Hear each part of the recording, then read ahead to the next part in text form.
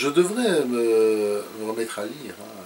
Mais bon, il y a tellement de choses autour qui sont distrayantes. Distrayantes, Oui. pas forcément dans le bon sens du terme, mais il y a toujours quelque chose qui se passe. Il y a les mails, il y a... Voilà, tu es interrompu tout le temps. Mhm. Tout le temps, tout le temps. Mais Avant, je sais pas, je prenais du temps, je m'installais dans un coin et je me disais, allez, voilà, je prends 2-3 heures pour moi, je lis. Je n'arrive plus à le faire aujourd'hui parce qu'il se passe trop de choses. mais étant jeune, oui. Étant jeune, oui, j'ai beaucoup lu, beaucoup lu, beaucoup lu. J'adorais ça, sauf, et ça c'est quand même terrible, parce qu'on a failli me dégoûter de la littérature à une époque. En fait, on nous donnait une liste de livres à lire à l'école, je pense que c'était en première secondaire. Et un auteur qui était fort à la mode à cette époque-là, c'était Frison Roche. Ah oui. Voilà. Et on nous donne à lire Premier de cordée. Voilà. Et alors il se trouve que, ça s'est confirmé aujourd'hui, mais déjà, quelque part, intuitivement à l'époque, je déteste la neige, je déteste la montagne. Donc c'était vraiment pas pour moi. Et je me souviens de soirées très pénibles pour moi et pour mon père, qui était derrière de moi, assis au bureau, obligé de lire un chapitre par jour. C'est triste pour les Mais tu parles de Frison Roche, justement, j'ai eu l'occasion de faire une petite causerie avec Pierre Mertens. Oui, oui, oui. Et je lui parlais justement, tiens, mais moi, à mon époque, on lisait Frison Roche. Ah, dit-il, ça m'a laissé aussi de très bons souvenirs. Même mieux, me dit-il, que Saint-Exupéry. Enfin, donc ce sont des auteurs, c'était des auteurs. Oui, c'était des auteurs. Et alors, pourquoi est-ce que j'ai eu une aversion pour La Neige et la montagne? Je n'en sais rien. Mais c'est un des livres qui m'a vraiment rebuté, quoi. Alors qu'il y en a plein d'autres que je... Mais les parents lisaient, oui. Les parents lisaient, oui, oui. Mon père, beaucoup, beaucoup. Mon père, c'est un... Comment dire? Enfin, il le dit lui-même, il s'est forgé intellectuel sur le tard. D'accord. En fait, parce que bon, il travaillait en usine énormément, donc pas beaucoup de temps. On est dans quelle région là? Et là, on est dans le Borinage. Dans le Borinage.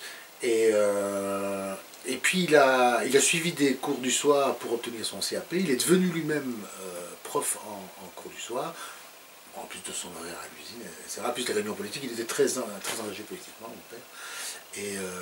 Et donc, il s'est forgé une bibliothèque plus tard, ah, d'accord. En fait. Avec des auteurs qu'il m'a fait découvrir. Qui étaient plutôt des auteurs... sinon politique, en tous les cas, engagé. Un peu politisé, engagé plutôt gauche d'ailleurs. Mon père était un communiste convaincu, donc il en est un peu revenu. Mais, voilà, il vit toujours donc? Oui, il est toujours actif, il va toujours à des réunions politiques, il lit beaucoup, il écrit aussi. Il écrit des ouvrages historiques. Et ça lui est venu vraiment comme ça par hasard, pour s'amuser, en fait, à la retraite. Et il avait écrit des chroniques douroises, en fait. Et il était parti sur un fait bien précis. En fait, à l'entrée du cimetière de Dour, il y a une statue d'un monsieur dont j'ai oublié le nom, très honnêtement. Une statue hommage, et le nom était presque effacé. Mon père, qui était un grand marcheur, se promenait un peu, il passait comme ça, il dit, tiens, cette statue, c'est la première fois que je la remarque vraiment. Tiens, qui est ce monsieur à qui on rend hommage? Et donc il se renseigne, et alors de là il découvre que c'est un monsieur qui a vécu à Dour, puis qui est parti, etc., etc. Et alors il fait toute une histoire comme ça, il raconte toute l'histoire de la région, en partant de ce point de vue-là. Le hasard fait que via un libraire, c'est drôle, à une librairie à Saint-Guilain, le libraire connaît fort bien un professeur d'histoire émérite de l'ULB, à qui il confie le manuscrit de mon père pour correction, et ce monsieur, ce prof d'histoire, on prend contact avec mon père disant, écoutez, c'était un ouvrage remarquable, vraiment, j'ai appris plein de choses que j'ignorais, etc. Et du coup, ils ont un peu collaboré, et je pense qu'il en a écrit 3. Oui, 3, qui sont vraiment des pavés, des thèses universitaires, quoi. Publié un compte d'auteur, évidemment. Bon, chaque fois, il disait, moi, je ne fais pas ça pour vendre. Et à côté de ça, il organisait des conférences sur ses livres. par la commune de Dour, à la Roulotte-Théâtral aussi, chez Roland, là, qu'on connaît. Et donc ça s'est un peu forgé un petit réseau comme ça. Et il en a vendu beaucoup, finalement. Et alors, ce qui est un peu triste, c'est que... Bon, il a 85 ans maintenant, hein, toujours en pleine forme. Mais la dernière fois que je l'ai vu, je lui ai dit, tiens, quel sera le sujet de ton prochain livre? Il m'a dit, non, c'est tout. C'est tout. J'arrête. Je n'ai plus envie. Voilà. Je n'ai plus envie. Donc, il a fait ça. Ben, donc, il a eu sa retraite à 65 ans. Donc, il a fait ça pendant une vingtaine d'années. Pendant une vingtaine d'années. Voilà, Et tu as découvert des choses dans la lecture J'ai découvert plein de choses. Alors, je ne les ai pas lus tout de suite. Évidemment, il me donnait un exemplaire, mais encore une fois, débordé, autre chose, théâtre, etc. Et puis un jour, il me téléphone, il me dit, voilà, la commune de Boussu m'invite à faire une conférence sur mon dernier ouvrage, mais j'ai pas envie que ce soit professoral, rébarbatif. Est-ce que tu pourrais me donner un coup de main et lire des extraits du livre? J'écoute, oui, si tu veux. Et donc ça se passait à la maison communale de Boussu, une espèce de salle de spectacle-conférence. Et j'ai lu des extraits. Et en les préparant, je me suis beaucoup amusé, en fait. Et comme je me suis amusé, j'ai lu tout le livre. Ah, d'accord. En fait, je crois que c'est ça. Si j'ai pas un intérêt réel, même s'il est tronqué au départ, hein, à lire un ouvrage, ben, j'aurais peut-être plus aujourd'hui le déclic. Avant, je lisais par curiosité, je dévorais tout. Hein. Je dévorais. Je me souviens qu'en 6e primaire, mon institutrice d'ailleurs était assez... je lisais La tête contre les murs d'Hervé Bazin. Je comprenais sûrement pas tout. Non, d'accord. Mais j'aimais ça. Tu aimais ça.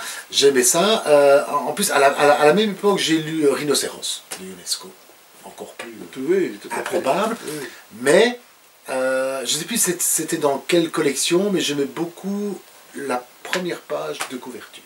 Donc, la pochette m'avait... Le visuel, oui. Le visuel t'avait accroché. Beaucoup. Ouais.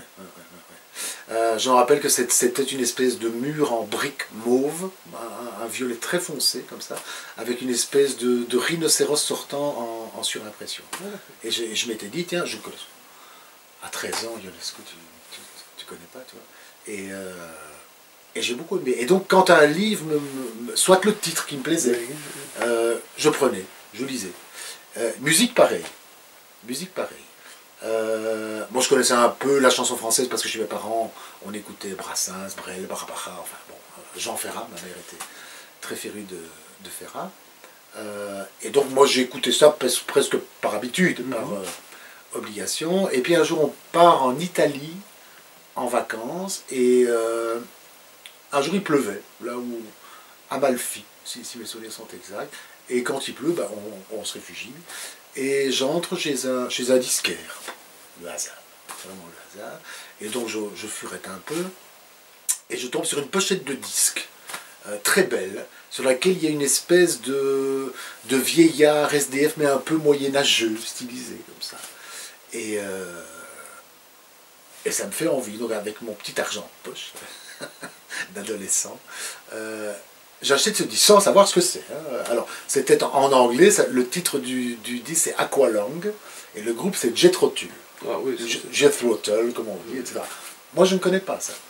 Donc le disque dans la valise, et puis on revient de vacances. Les années 70, là. Donc, oui, je suis à l'adolescence, ça devait être 73, 74, quelque chose comme ça. Et donc, j'arrive à la maison.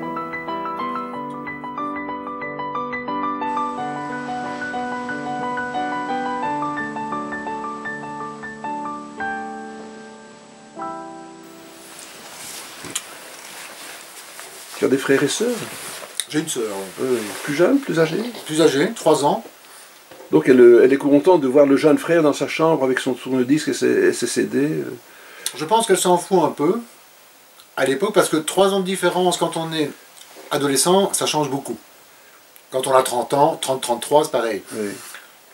14, 17, 15, 18, elle est dans un autre monde déjà. Mais on écoute la même musique. Bon, ça c'est bien. Voilà. Moi je suis plutôt Genesis, elle est plutôt Pink Floyd. Mais donc, on n'a pas de raison de se battre. Voilà. Alors, elle a fait par contre, curieusement, des études artistiques, Mhm. parce qu'elle était attirée par tout ce qui était peinture, dessin, etc. Donc, elle a fait quelques toiles, et puis elle a rencontré le garçon qui allait devenir son mari, et elle est partie dans tout à fait un autre univers. Elle n'a plus jamais peint, je pense. Voilà. Ouais. On n'est pas très proches, on ne se voit pas, on ne se parle quasiment pas, donc nous, voilà. Ils ne viennent pas au théâtre. Non, d'accord. Voilà. Ils sont dans un autre monde. Bon, on retourne à cette époque-là où tu es dans ta chambre en train d'écouter la musique. Qu'est-ce que tu étudies à cette époque-là? Alors, à cette époque-là, bah, je suis donc en secondaire pendant ce temps-là, et j'ai un avantage, c'est que je n'étudie jamais, parce que j'ai une très bonne mémoire. Aussi, c'est drôle parce que ça fait référence à ce qu'on disait dans le texte hier. Et donc, j'ai jamais étudié de ma vie, en fait. J'écoute attentivement, je prends des notes mentalement, et je retiens. Enfin, je retiens ce qui me semble essentiel, en tous les cas. Donc, je sais que quand j'étais en secondaire, tous mes copains, copines étaient terrorisés parce que les examens allaient arriver, on était en période de révision. Pour moi, la période des examens, c'était une période bénie parce que ça ne changeait rien à ce que je faisais habituellement, sauf que j'avais fini plus tôt. Donc ça, c'était très agréable, quoi. C'est vrai que comme je relisais mes cours régulièrement, et c'est ce que je fais quand je dois étudier un texte au théâtre aussi, c'est pour ça que je ne dis pas que j'étudie, je reçois une brochure, généralement on la reçoit un mois à l'avance, je la lis une fois par jour. Voilà. Mais tous les jours, hein. Il n'y a pas de jour de congé. Donc, étant jeune, c'est déjà... Je faisais ça, je relisais mes cours, en fait, régulièrement. Ce qui fait que je ne me trouvais pas à la veille d'un examen en me disant je dois bloquer tout ça pour demain, parce que chacun sait, enfin à l'époque je ne le savais pas, maintenant je sais que la mémoire de la veille, le lendemain, tu as perdu 40%. Et quand je dis 40%, je suis optimiste. Donc ça ne sert à rien. Ce sont des études à Dour, ça. Ça sont les études à Dour, ouais. Athénée Royal de Dour, ouais. Jusque quelle année, là? Jusque, que je ne dise pas de bêtises, bah, jusqu'à mes 17 ans, donc jusqu'en 79. Ouais, 79. Alors de là, mon père veut absolument que je fasse l'université. Oui, mais avant ça, parce que là, on va trop vite, Ouais. pour moi, quand tu es dans cette période, dans cette tranche d'âge-là, Ouais. quel est ton environnement? Est-ce que tu fréquentes les scouts? Est-ce que tu fais du sport? Rien du Est-ce tout. que tu as un Absolument environnement rien. culturel, je veux Absolument dire, rien. extérieur à la famille? Alors, non. Dans la famille, il y a un peu de culture parce qu'on a un abonnement au théâtre, à Mons. Donc j'ai tout vu quand j'étais adolescent. Des pièces de théâtre, des opéras, des opérettes, les compagnons de la chanson, par Donc exemple. emmené par les parents. Emmenés par les parents. D'accord. Oui. Et ça te plaisait? Les frères Jacques. Ah oui. Oui, parce que Voilà. découverte. D'accord. Découverte, voilà. Frère Jacques, très amusant. Voilà. Rigoletto. Donc c'était la fête chaque fois. C'était la fête. Ah oui, oui, on aimait ça. On aimait ça, oui. Mais à l'école, j'étais plutôt solitaire. Moi. Enfin, on faisait partie d'une bande de potes, mais j'étais plutôt un peu dans mon coin, moi. Voilà. Un peu rêveur, peut-être. Je sais pas. J'ai jamais été très jeu de société, football, volleyball. Bon, ben, les parents vous entraînent vers le théâtre, vous faites une découverte d'un monde extérieur. Oui, c'est ça, c'est ça. Et pour eux, c'est aussi une façon de sortir un peu du milieu, usine, Voilà. etc. Mon père a toujours été très curieux de tout. Oui, mais si tu me dis s'il a eu un côté, je vais dire, plus associatif, entre guillemets, pour entraîner des gens autour de lui, tout à fait. C'est vrai que vous entraînez, vous, au niveau de la famille, vers une découverte d'autre chose, c'est très enrichissant. Pas de cinéma, par contre. Pas de cinéma. On n'allait pas au cinéma. Non, je sais pas, le cinéma, c'était pas considéré comme sérieux. Ah, d'accord. Apparemment. Même étant plus jeune. Nous, on y allait parfois même en cachette, en se faisant des rangs guirlandais. Ça, c'est un souvenir mémorable. Je pense que c'est une des rares gifles que j'ai reçues. En fait, il y avait un petit cinéma ado qui s'appelait le Palace. C'était encore l'époque où tu avais 2 films. Oui, avec un petit entracte. Avec un petit entracte. Et les actualités, juste avant le deuxième. Exactement. Et le deuxième film, parce que ma soeur était amoureuse d'Alain Delon, c'était Scorpio. Ah, voilà, oui. Voilà. Bon, l'année précise, je n'aurais pu dire, mais voilà, Scorpio, avec Alain Delon. Mais c'était interdit aux moins de 16 ans. Donc on ne pouvait pas y aller, en principe. Mais on y va quand même, en cachette. Et le film, et là c'est là que ça devient intéressant, le film en première partie est un film, donc vraiment assez insignifiant pour le programmateur, c'est une première partie, qui s'appelle La Chamade, qui est un très beau film, très belle histoire d'amour, pas érotique mais pas loin. Je ne sais plus comment mon père apprend que nous sommes allés au cinéma, c'est Ramos, voilà. C'était la première gifle de ma vie, et la seconde, je l'ai reçue, c'était aussi pour un spectacle. Comme quoi, c'est parfois bizarre. C'est parfois bizarre. Et alors ça, c'est une anecdote très drôle, parce que je ne suis pas du genre menteur, mais là, j'ai menti. En fait, je voulais aller voir Coluche à Charleroi, au Palais des Beaux-Arts, et j'avais des copains et des copines qui allaient voir. Donc là, on a à peu près 15-16 ans, je dirais. Et le petit ami d'une de mes copines, qui lui est plus âgé, qui a une voiture. Ça, c'est important, parce qu'il faut aller de Dour à Charleroi. Bon. Et donc, j'en parle un peu comme ça, du bout des lèvres à mes parents, et non, mon père dit non. Hors de question, vous allez en voiture avec un gars de 18 ans qui a à peine son permis, qu'on ne connaît pas, etc. Bon, bref. Pour rappeler qu'il n'y avait pas l'autoroute encore à cette époque-là. C'est encore l'ancienne route de Mons. Oui, oui, oui, bah oui. Et donc, j'essaie, donc il y a un peu de temps qui se passe, puisque les spectacles sont programmés très longtemps à l'avance. Donc je lui dis, bon, il va oublier. Et donc je lui dis que, voilà, notre professeur de français à l'Athénée de Dour, M. Vasseur, nous programme une conférence sur la littérature du XVIIIe siècle, qui a lieu un certain soir à Mons, et donc on doit donc prendre le bus à Mons, etc., etc., etc. Très bien. Nous, au lieu de partir à Mons en bus, on part donc en voiture en catimini à Charleroi, on va voir Coluche. Excellent spectacle, c'est un très bon souvenir. On revient le soir, et sur la place de l'église de Dour, notre maison était peut-être 50 mètres plus loin, je vois mon père, qui nous attend de pied ferme. Je ne sais pas depuis combien de temps il attendait. Et je reçois une gifle. Et j'ai appris qu'en fait, mais parce que la vie est souvent mal faite, mon professeur de français, M. Vasseur, est un monsieur qui donne des cours en cours du soir, donc à horaire décalé, pour les primo-arrivants adultes qui veulent apprendre le français. Et il se trouve qu'à l'époque, comme je te le disais tout à l'heure, mon père, qui avait passé son CAP en plus d'être ouvrier à l'usine, donnait quelques cours de mécanique à l'école du soir. Et ils se croisent à l'école du soir. Ils se connaissent de vue. Ah, tiens, je croyais que vous étiez à une conférence sur la littérature du XVIIIe siècle, dit l'un. Mais pas du tout, dit l'autre. Voilà. Comme ça, tout ça pour Coluche. Tout ça pour Coluche. C'est con. Hein. Oui. Voilà. Mais bon, mais c'est vrai qu'on était une joyeuse bande de copains. On faisait, voilà, on se baladait ensemble à bicyclette. Voilà, on allait à Roisin, au Caillou qui pique. On faisait des conneries d'ados de notre âge. C'était jamais très méchant. Des petits trucs de gosse, quoi. Voilà. Mais donc, j'ai adolescence tranquille.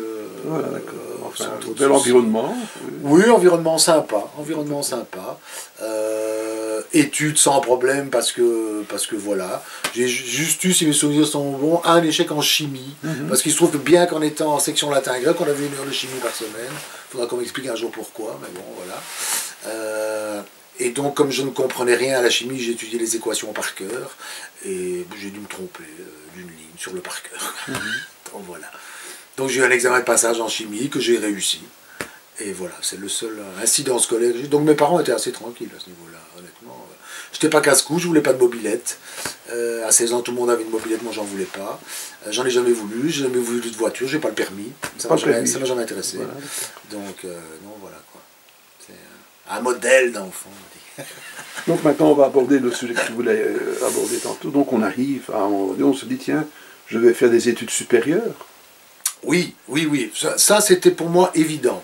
Mais je voulais enseigner, moi. Tu voulais enseigner. Ouais, donc on avait la possibilité, après les 3 premières humanités, de faire l'école normale, qui commençait vers 16-17 ans. Non, il fallait faire les 6 années jusqu'à la réto. Et là seulement, tu pouvais soit aller à l'UNIF pour faire une... Oui, mais ça c'était la licence alors. Une licence. Donc, pour instituteur, tu pouvais commencer... Non, Régenda, non, tu commençais après 6 ans. Ah oui, Régenda. Après 6 ans. Mais l'instituteur. Instituteur, ça je ne sais pas.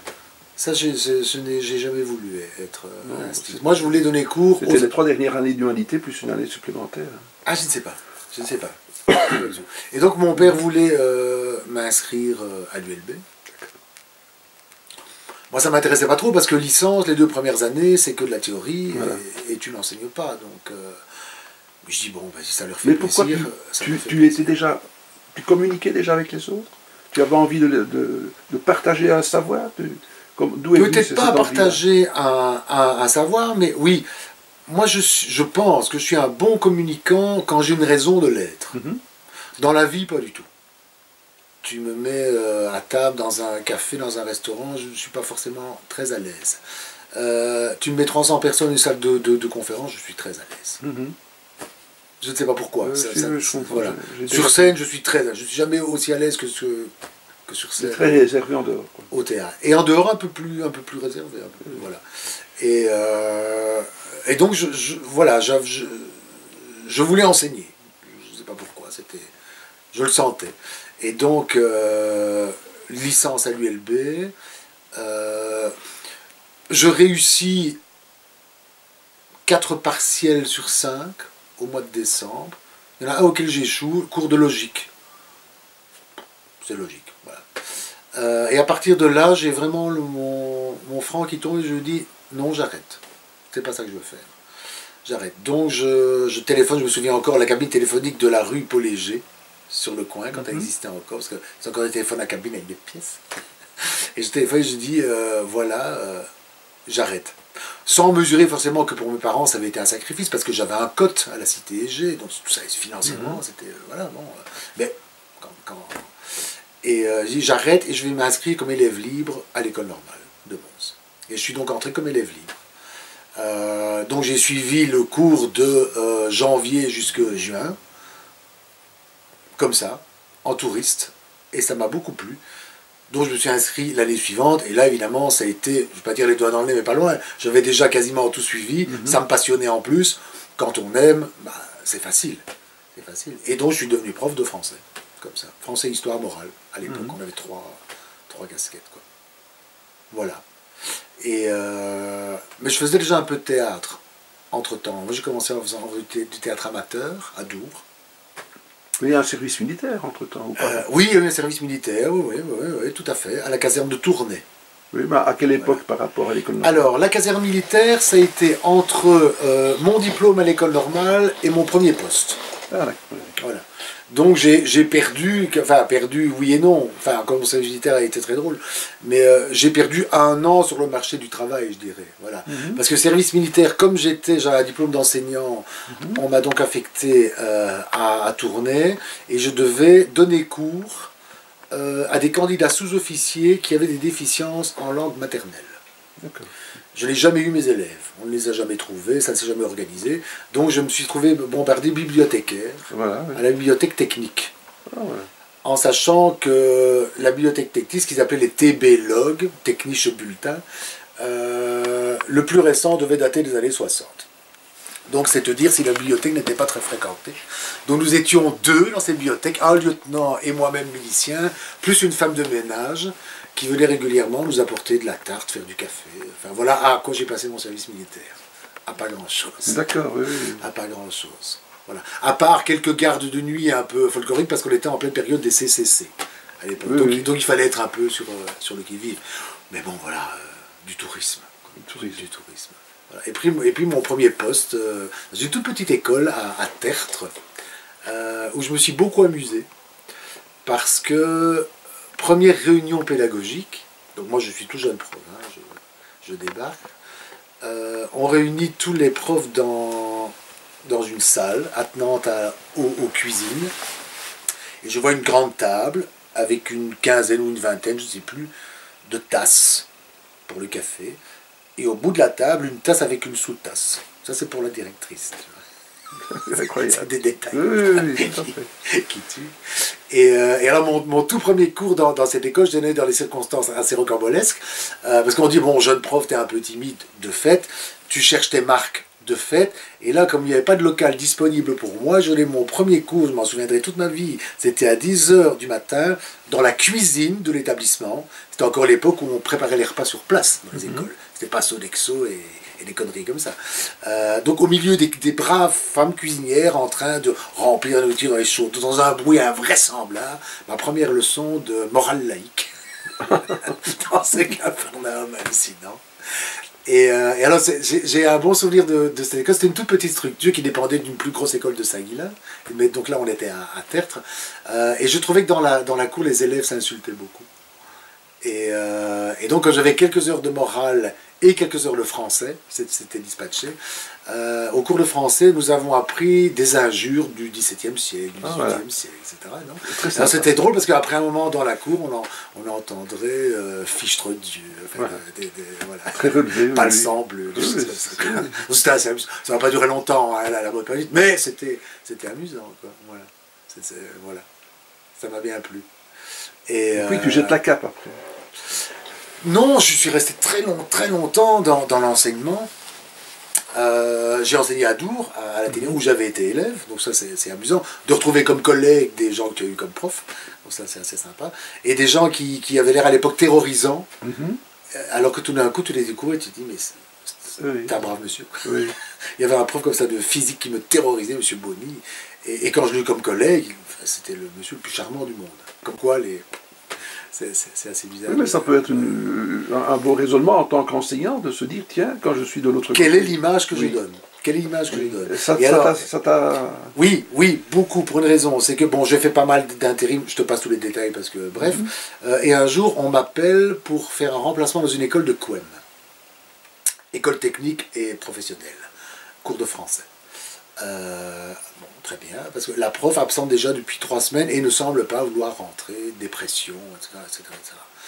Donc voilà, j'arrive et le directeur, si je me souviens bien de l'époque, me dit, écoutez, voilà, vous êtes jeune, je vous préviens, c'est une classe qui n'est pas facile.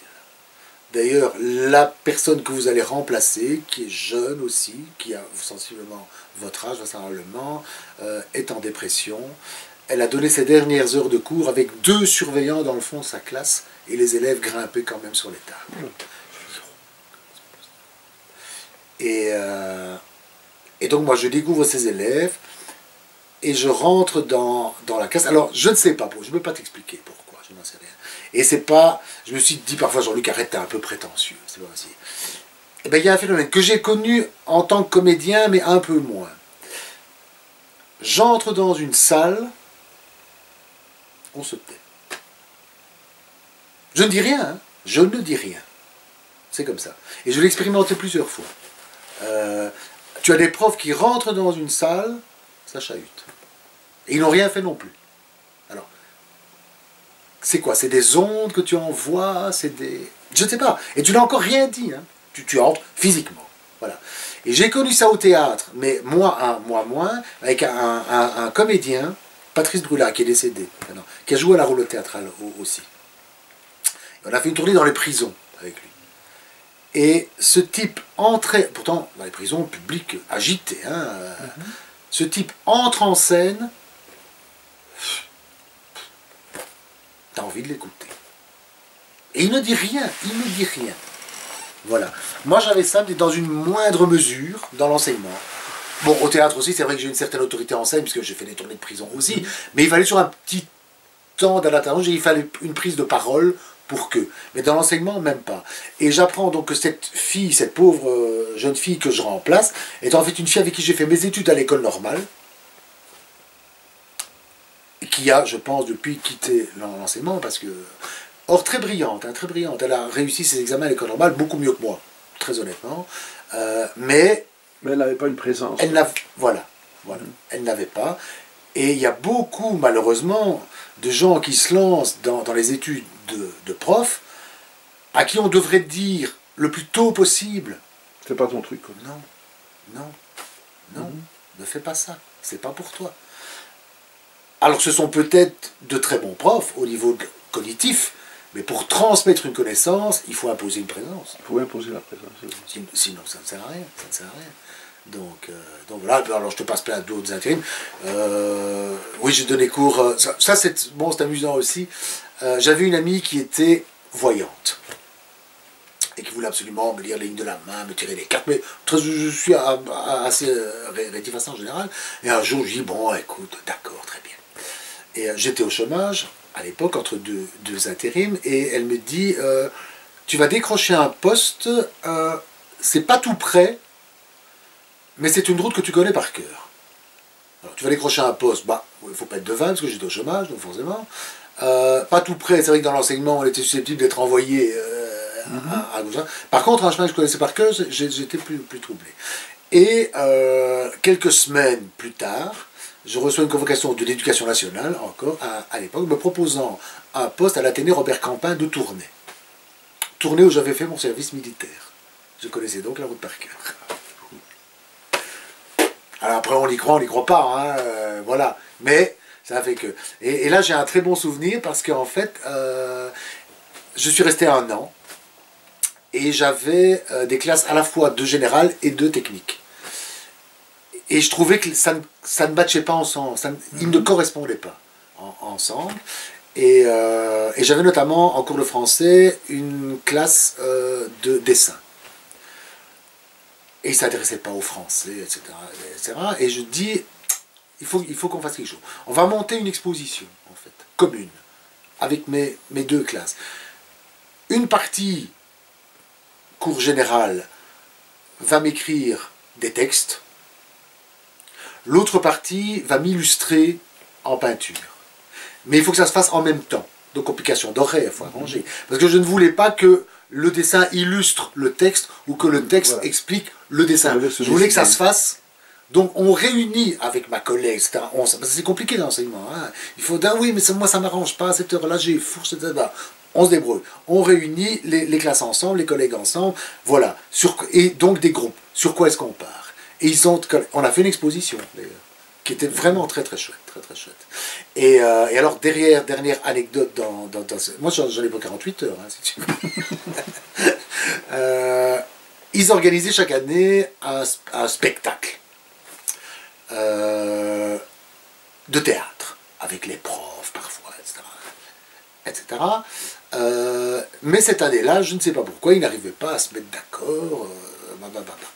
Et donc, réunion, moi, jeune prof, quelque part, arrivant là, j'étais là depuis quelques mois, j'interviens pas, et puis, au final, l'un veut un souper campagnard, l'autre veut une fancy faire truc muche, enfin, etc.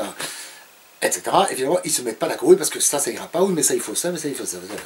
Et bon, on dit, et alors, quelqu'un a encore quelque chose à dire? Et moi, je dis, écoutez, moi, si vous voulez, moi, je suis comédien encore amateur, à l'époque, je travaillais au Théâtre 47, je dis, moi, j'ai un spectacle qui tourne déjà, on avait joué dans quelques petits villages, tu vois, dans les petits salles locaux. Moi, si vous voulez un spectacle, je peux vous proposer un spectacle. C'est une pièce de Feydeau qui s'appelle Un fil à la patte.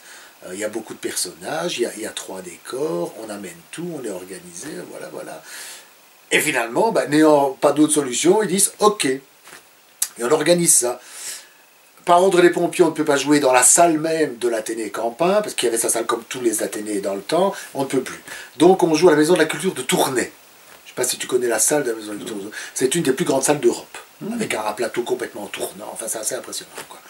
Et donc, avec la préfète, on organise tout ça, et on dit, mais il faut organiser la pub, etc., etc. Mais moi, nouveau à tourner, je n'ai pas de contact, je ne connais pas les journalistes, etc. Donc, un autre prof de français dit, eh bien, moi, je m'en occupe, il n'y a pas de souci. Et donc, les semaines se passent, et puis là, un jour, la préfète m'appelle, me dit, dites où est-ce qu'on en est, parce que ça va arriver bientôt, dans quelques semaines. Et il faudrait un peu, je dis, écoutez, je ne sais pas, moi, je me suis occupé de rien, c'est monsieur X qui s'est occupé. Donc, on se renseigne, et monsieur X, en fait, n'a rien fait du tout. Et non seulement il n'a rien fait, mais il a un peu saboté le machin. Mais ça, c'est l'enseignement aussi. Hein. Voilà. Peut-être vexé de n'avoir pas pu mener son projet à lui au terme, il se dressait contre le projet, bien innocemment présenté, voilà. Donc on rectifie le tir, on convoque les journalistes, etc. Et arrive le jour de la Maison de la Culture de Tournai. Énorme plateau. Nous, décor, de salle de village. Petit décor avec des panneaux en tissu réversible, puisqu'il y a plusieurs changements de décor, quelques meubles, etc. Je regarde le montage du décor, du haut de la salle, je dis, oh, ça ne ressemble à rien, c'est ridicule, ça ne va pas du tout. Ce plateau a une envergure de 40 mètres, notre décor, il prend 5,50 mètres, quoi, ça va pas du tout. Non. Et la maison de la culture de la Tournée, c'est immense, hein, c'est très vaste, il y a des expos de peinture, etc., etc. Et il y avait une expo de photos. Et pour cette expo de photos, mais qui était fermée ce jour-là, il y avait des grands palmiers, comme on fait dans les expos, quoi. Et donc je demande au directeur de la Maison de la Culture, exceptionnellement, est-ce que je ne pourrais pas utiliser quelques-uns de ces palmiers. Du coup on dit oui, donc voilà, on met les palmiers sur des sarrêtes, et on a agrémenté notre décor fait d'eau avec à cour et à jardin quelques énormes palmiers, ça le faisait un peu, quoi, voilà. Belle expérience. Enfin voilà, dans l'enseignement j'en ai des anecdotes, hein. J'en ai plein. Voilà. Et puis le théâtre m'a rattrapé. Alors curieusement, moi je voulais pas être comédien du tout. Hein. Non? Ah non, pas du tout. Non. D'abord c'est mon père qui m'a inscrit dans un théâtre amateur, le théâtre 47. Parce que, comme il était au Parti Socialiste, un de ses collègues du Parti Socialiste, dont le fils s'occupait d'une petite troupe de théâtre amateur, etc. Ben, tu devras aller voir, me dit mon père, etc. Bon, voilà. J'ai fait, je pense, 4 ou 5 spectacles. Ça m'amusait, mais sans plus. Et puis, ce comédien qui dirigeait cette petite théâtre amateur est engagé, Dieu sait comment, à la rouleau théâtrale par Roland Thibault. Du coup, je rencontre Roland Thibault. Je ne l'avais jamais rencontré. Que je ne connaissais absolument pas. On est en quelle année, là? Oh là là, là, on est, je pense, en 87 ou 88, je pense. Donc Roland est encore tout jeune, 40 ans, quoi. Oui, parce que la grange est vraiment encore une grange à l'époque, avec encore des poules, des lapins, etc. C'est devenu un théâtre bien plus tard. Et donc je rencontre Roland Thibault comme ça, et un jour, donc moi je continue dans cette petite troupe amateur, Théâtre 47, et Roland vient voir par amitié pour Patrice Brulard, qui dirige ce machin, des spectacles. Et il trouve que je me débrouille bien. Et du coup, il me propose un spectacle. C'est mon premier spectacle professionnel, je veux dire, qui raconte en fait l'histoire de sa grand-mère. C'est un spectacle d'1h30, c'est un monologue. Commencer par un monologue d'1h30, je dois dire. Mais bon, il y avait tout un travail de scénographie qui était remarquable. On jouait ça dans son grenier. Il y avait une bande-son. Sa femme, à l'époque, était productrice à la radio RTB. Annie. Toutes les bandes-son étaient faites à l'RTB par Annie. Donc c'était d'une qualité, je veux dire, ça aurait été difficile de le rater. Il fallait vraiment être mauvais comédien. Mais j'étais tellement entouré par tout ça. Et j'ai eu un souvenir de ça extraordinaire. Et il m'a engagé pour un deuxième spectacle, un troisième, un quatrième, etc. Et puis, alors ça c'est j'ai compris après pourquoi, mais je déménage, je viens sur Bruxelles. Pour un tas de raisons qui sont trop longues à expliquer ici. J'habite chaussée d'Ixelles, près de la place Fernand Coq, chez un soldeur de livres que tu dois connaître. Voilà, j'habite au premier étage, et je fais donc mes courses chez Deleuze, pas loin. Et un jour, en remontant avec mes courses, je suis en jeans, veste en cuir, une voiture s'arrête près de moi, freine, vraiment comme au cinéma, hein, et je vois un type avec une mine très patibulaire, comme ça, dit il faut absolument qu'on se voit, avec une voix très comme ça, il faut absolument qu'on se voit, attendez 2 secondes. Et il me griffonne son nom et un numéro de téléphone sur un papier, et il me donne le papier. Voilà. Je rentre chez moi, premier étage, chaussée d'Ixelles. Bon, et le lendemain ou le surlendemain, je me souviens plus très bien, je téléphone à ce monsieur, Jean Frozel, directeur du théâtre de l'Équipe, qui habite rue de Hénin, la rue où il y a le Deleuze, et qui passait en voiture par hasard, et qui cherchait, c'est quand même fou la vie, on parlait de coïncidence tout à l'heure, fou la vie. En fait, il cherchait un jeune comédien pour jouer un rôle d'un gars qui sort de tôle. Et il m'a vu, jeans, blouson de cuir noir, etc. Bon, lui, je l'ai su après, m'a reconnu, parce qu'il m'avait vu, mais je l'ignorais, à la rouleau théâtrale, dans un spectacle. D'accord. Mais moi, étant comédien, je ne suis pas du genre forcément à aller après dans le public. La rouleau théâtrale, à l'époque, c'était pas comme maintenant, je ne sais pas si tu es allé, maintenant il y a un bar, attends, à l'époque, c'était la maison, tu sortais à l'extérieur et puis tu avais la grange. Donc moi, quand j'avais fini mon spectacle, je sortais directement, je rentrais chez moi, je repassais pas par la maison, mondanisé. J'aime pas trop ça, mondaniser déjà, donc j'étais bien content. Donc je ne l'ai jamais rencontré, ce monsieur. Mais lui, apparemment, ça l'avait, voilà. Et là, il m'avait vu de dos, etc., etc. Et donc, il me propose un contrat de 2 mois et demi. Bon. Moi, j'avais un horaire d'enseignant à Uccle, à l'époque. Et je me dis, ouais, mais 2 mois et demi, et après, quoi? Donc je téléphone à mon père, qui me dit, avec un sourire en coin, enfin je l'imaginais au téléphone, moi qui n'ai jamais voulu faire le théâtre, hein, alors que lui voulait que j'en fasse, tu vois, bon, il devait être content quelque part. Et il me dit, écoute, il me dit, je vais te dire 2 choses. Un, il ne faut pas chasser la proie pour l'ombre, et 2, il ne faut jamais rien regretter dans la vie. Avec ça, débrouille-toi. Okay. Bon, eh ben je le tente. Je me dis, je le tente. Donc, je vais annoncer à ma direction que, voilà, je vais quitter mon horaire. J'avais 12 heures semaine, je pense, comme prof de morale. Et donc, je fais une première tournée avec ce théâtre de l'équipe. C'est là que je découvre les prisons. En plus, j'avais peur parce que jouer un ex-taulard devant les taulards, t'as vachement intérêt à être crédible. Hein. T'as intérêt à être crédible. Hein. Et d'ailleurs, il y a, si on a le temps 2 secondes, encore une anecdote. Début des répétitions, on dit voilà, tu entres en scène, tu enlèves ta veste et tu la mets sur la chaise. Donc moi, j'entre, j'enlève ma veste et je la mets sur la chaise. Il me dit non. Il avait une voix très impressionnante. Qu'est-ce qu'il me veut, lui? On commence. Oui, monsieur. Je range, j'enlève ma veste, je la mets sur la chaise. On commence. Je fais ça 3-4 fois et puis à un moment donné, écoutez, je suis désolé, mais qu'est-ce que vous voulez? Elle m'a dit tu sors de prison, t'as vu comment tu mets ta veste sur la chaise? Alors, moi, évidemment, garçon bien élevé, propre, j'enlevais ma veste, je la mettais sur la chaise, je faisais ça pour qu'il n'y ait pas de pluie, tu vois. Ah, j'ai conseil de mettre. Ah, d'accord. Donc, t'enlèves ta veste, tu la jettes sur la chaise et puis c'est bon. Mais c'est des déclics comme ça qui font que, tu vois, voilà, quoi. Que tu apprends la réalité d'un personnage, en fait. Sinon, tu peux chercher pendant 20 ans, tu ne l'as pas, quoi. Tu ne l'as pas. Autre anecdote, je reviendrai peut-être après sur la suite par rapport à ça. On joue chez Roland un très beau texte d'un monsieur, j'ai oublié son nom malheureusement, j'ai pas la mémoire des noms. C'est un ancien instituteur des Louges et qui a écrit ses mémoires en 2 volets. De Rider, François de Rider, voilà. Très beau texte, magnifique.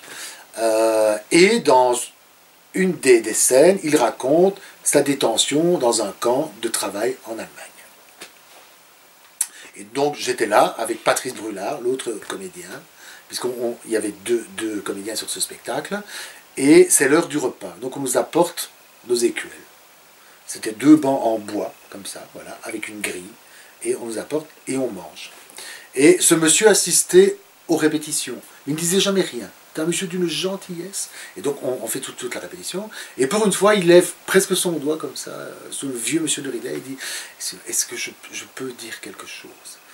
Alors Roland Thibault, qui est metteur en scène, et nous-mêmes on dit « Oui, monsieur, oui, qu'est-ce qu'il y a ?» Il dit « C'est très bien, tout est très bien, c'est très bien, mais vous n'avez jamais eu faim. » Paf, oui. Tu te dis, donc là, ça m'émeut encore, excuse-moi. La façon de bouffer dans cette école, non, c'est trop. Vous avez faim. Oui. Et là, paf, tu te dis, waouh, ok. Voilà comment on apprend son métier de comédien. Tu vois. Enfin voilà, et puis bon, d'autres anecdotes. Tu vois, de le raconter, ça m'avait ému, cette affaire-là. Voilà. Quelque chose de plus comique, allez. Quelque chose de plus drôle. Non, mais en fait, c'est avec cette approche de certains personnages qui marquent. Ça marque. Par rien. Oui, c'est des détails. Hein, voilà, par le détail. Non, mais c'est le détail qui est important. Qui le déclic. Qui fait que ton personnage sera vrai ou il ne sera pas vrai. Mais ça ne s'apprend pas à l'école, ça. Non. Non, voilà. C'est sur le terrain, avec d'autres qui sont là. Comment veux-tu? Voilà. C'est vrai que toi, tu as de la chance, tu es privilégié, tu es à l'école de théâtre, on te dit mime le mec qui a faim, tu mimes le mec qui a faim, mais comme tu n'as jamais vraiment eu faim de ta vie, tu ne sais pas comment, tu ne sais pas. Lui, il savait. Oui. Donc, quelle leçon. Ouais. Donc voilà, théâtre de l'équipe, etc., pendant des années, des milliers d'anecdotes, parce que j'ai joué plus de... Donc l'emploi de prof est un peu sur le côté. Alors oui, donc je quitte mon horaire faire cette tournée de 2 mois et demi. À l'issue de la tournée de 2 mois et demi, je retourne boulevard Anspach, c'était encore là où était l'ONEM à l'époque, et les offres d'emploi, il n'y avait pas Internet, tout ça n'existait pas, c'était sur des grands tableaux, et tu avais des cartes en carton, et tu cherchais les offres d'emploi. Et je vois que l'école plein air Louvain-la-Huc, c'est-à-dire l'école où j'étais, recherche toujours un prof de morale, machin. Donc ça veut dire que pendant 2 mois et demi, mon horaire n'avait trouvé personne. J'ai donc récupéré mon horaire. Voilà, bon. Et puis, Frozel me rappelle. Jean Frozel me rappelle. Il me dit, écoute, j'étais très content de la tournée, etc. J'ai une deuxième proposition, est-ce que ça t'intéresse? Je dis, oui, mais ça... Tu as quel âge, là? Là, je suis arrivé à Bruxelles en 89. Donc ça devait être en 90. Donc je suis né en 62, donc tu comptes à 28. C'est ça? Donc tu vas encore casser la baraque alors. Tu veux casser la baraque alors. Pas ça, tu as mais... une ambition, tu as une ambition non, curieusement. Mais c'est... Mais tu en veux du théâtre. Je n'en sais rien. Tu n'en sais rien. Et en fait, je pense que toute ma vie, et au niveau des rencontres aussi, ça a toujours été un peu comme ça. Je ne suis pas fataliste, mais les choses arrivent parce qu'elles doivent arriver. Voilà. Je n'ai jamais été, je ne vais pas dans les soirées de première. Je ne vais pas dire, ah bon, tu penses à moi pour un rôle. Je n'ai jamais fait ça. J'aurais dû, hein, peut-être, hein, j'aurais dû. Enfin, en même temps, j'ai jamais arrêté de travailler. Donc, bon, voilà. Mais je dis, les choses arrivent. Et si elles arrivent, c'est qu'elles devaient arriver. Voilà. Alors, c'est peut-être un peu... c'est une philosophie de vie, quoi. Ouais, quelque part, ouais. Oui, c'est pas de la nonchalance non plus, mais c'est une non, parce que la nonchalance, ce serait vraiment de... En fait, il y a la différence entre le je m'en foutiste et l'aquaboniste. Moi, j'aime cette expression de Gainsbourg. Moi, je suis plutôt aquaboniste, mais si on te le propose, c'est que ça va arriver. Donc là, il propose une deuxième pièce, et c'est le titre français en cinéma, c'est Quai des Orfèvres. Ça porte un autre titre de Stanislas André Steeman, où je jouais le rôle d'un jeune peintre. Et là, je rencontre Muriel Stanislas, la fille de Stéphane Stéma, etc., etc. Et je commence à découvrir un peu le vrai milieu des comédiens bruxellois que je ne connaissais pas du tout. La roulotte théâtrale et louche, c'est assez... ça reste très la campagne et la vie. Très intimiste, quoi. Et donc, je rencontre Cécile Florin, qui joue beaucoup aux galeries, etc. Et j'y prends goût. Et... Quelle barrière y a-t-il entre le cinéma et le théâtre? Oh, c'est tout à fait différent. Tout à fait différent. Donc c'est 2 mondes différents. Enfin, 2 mondes différents. C'est-à-dire, les mêmes personnes y travaillent, mais c'est une toute autre approche du travail. C'est autre chose. Maintenant, je vais dire, cinéma, j'en ai quasi pas fait. J'ai fait un peu de télévision, séries, etc. Tu joues pas du tout de la même façon. Il faut rien faire au cinéma. C'est la caméra qui fait. Il faut juste ressentir juste. Il n'y a rien à extérioriser. Si tu extériorises, c'est faux. C'est trop.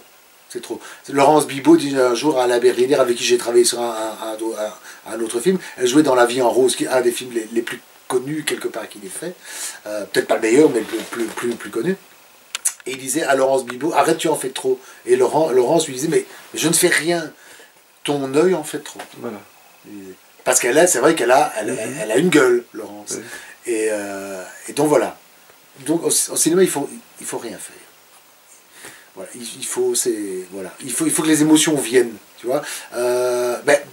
Exemple con, j'ai raconté un truc tout à l'heure qui m'a un peu ému. C'est forcément une émotion vraie, donc elle est forcément juste. En théâtre, ça passe pas, c'est pas assez. Tu dois la gonfler. En cinéma, elle est juste. Voilà, oui, d'accord. Tu vois, c'est différent. C'est ce que je disais un jour à une comédienne que je mettais en scène qui s'époumonait et qui pleurait beaucoup pour faire croire que son personnage était triste. Je disais, tu sais, tes larmes, qu'elles soient vraies ou pas, on s'en fout, au 3e rang, on les voit pas. Hein. Tiens, mais ce genre d'émotion, est-ce qu'elle sait être répétitive? C'est compliqué. C'est compliqué. Alors, parce que tu découvres un texte, tu as une émotion. Oui.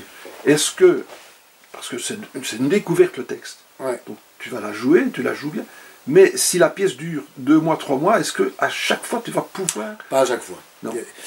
Elle te surprend, l'émotion. Maintenant, l'exercice au théâtre, c'est de la faire passer.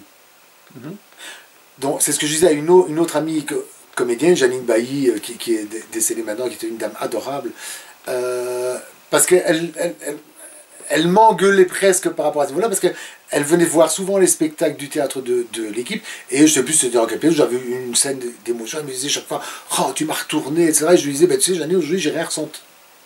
c'est pas vrai, tu mens, ça n'est pas possible. Je dis, mais Janine, le but n'est pas que moi je ressente l'émotion. Le but, c'est que le public la reçoive. Si je la ressens en même temps, tant mieux pour moi. Mais le public s'en fout de ça. Le public ne ressentira pas plus si elle est vraie. Il faut qu'elle soit juste techniquement. Ça, c'est le théâtre, justement. Je sais quand on a joué, par exemple, Petits crimes conjugaux, il y a la scène de fin, elle est très, très émouvante. Il y avait certains soirs où ça venait tout seul, puis d'autres soirs où c'était simplement techniquement. Mais le public reçoit le même message. C'est ça qui est important. Parce que la personne du premier rang va encore une fois, va sentir que tu pleures. Mais celle qui est à la rangée H, 10 rangs plus loin, alors celle-là, elle a payé pour rien, elle a payé le même prix que l'autre, tu vois, je dis, il faut, voilà, c'est pour tout le monde, c'est pour tout le monde. Donc ça doit être vrai, mais parfois tu te laisses piéger toi-même par ton truc, ou ce jour-là, ça n'arrive pas, voilà. Maintenant, il y a moyen de pleurer sur commande aussi. Ça, c'est une technique aussi. Moi, j'ai dû le faire quand je travaillais pour la STIB, par exemple. On faisait des formations personnelles sur le stress post-traumatique.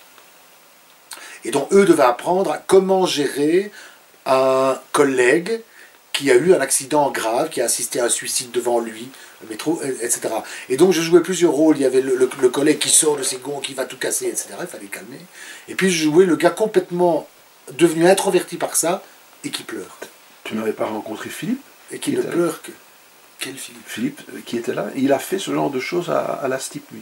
C'est vrai? Oui. Ah ben moi... Ça, vous auriez pu en parler. Ah ben voilà, moi j'ai fait ça longtemps avec un cabinet de psychologues de Waterloo qui organise ça. Oui, j'ai fait je ne sais combien de Philippe, il a fait ça pendant tout un temps. Ah ben, toi, il était peut-être dans... Voilà. Ça c'est amusant. Ça. Et là, c'est des moments où, quand tu joues... Alors, tu t'enfermes dans toi-même, il ne faut pas penser à quelque chose de triste ou pas. Je ne sais pas à quoi je pensais pour que l'émotion vienne. Parfois ça venait très fort, parfois ça venait un peu, parfois ça ne venait pas, mais bon, tu dois le truc un peu. Donc le répétitif de se la voir dans ce cadre-là... il y a moyen de la voir. Il y a moyen de la voir. Il y a moyen. Maintenant, je pense que si je te re-racontais maintenant l'anecdote de là, ça ne va plus me toucher parce que c'est un truc pas que j'avais oublié. Oui, c'est quelque chose. Mais il y avait très longtemps que j'en avais pas parlé, voilà. Et donc ça m'est revenu comme ça. Voilà. Bon, ce travail à la cible, c'est de l'alimentaire, ça. Oui, mais c'est amusant. Et ça te forme aussi comme comédien à l'impro. À l'impro. Parce qu'il faut réagir. Parce qu'il y a une réaction vis-à-vis de ces gens. Il faut réagir par rapport à eux. Voilà. Selon beaucoup plus qu'avec une salle de théâtre. Ah, beaucoup plus, oui, parce que là, en fait... il y a une interaction qui se fait. Voilà. Les sessions se font à une dizaine de participants. Il y a un psychologue et un comédien. Mais face à toi, tu n'as qu'un seul participant à la fois, devant les autres. Tu vois. Donc il faut le faire toi très sérieusement parce qu'eux ont parfois tendance à soit faire semblant de se moquer pour pas s'impliquer parce que les collègues regardent. Mais moi je leur dis toujours avant de commencer l'exercice, la seule personne qu'on juge éventuellement ici, s'il faut juger quelqu'un, c'est ni vous ni votre collègue, c'est moi. C'est pour mon jeu d'acteur. Donc focalisez-vous là-dessus si vous voulez et laissez-le réagir comme il veut. Parce qu'il ne faut absolument pas que le candidat fasse semblant de jouer.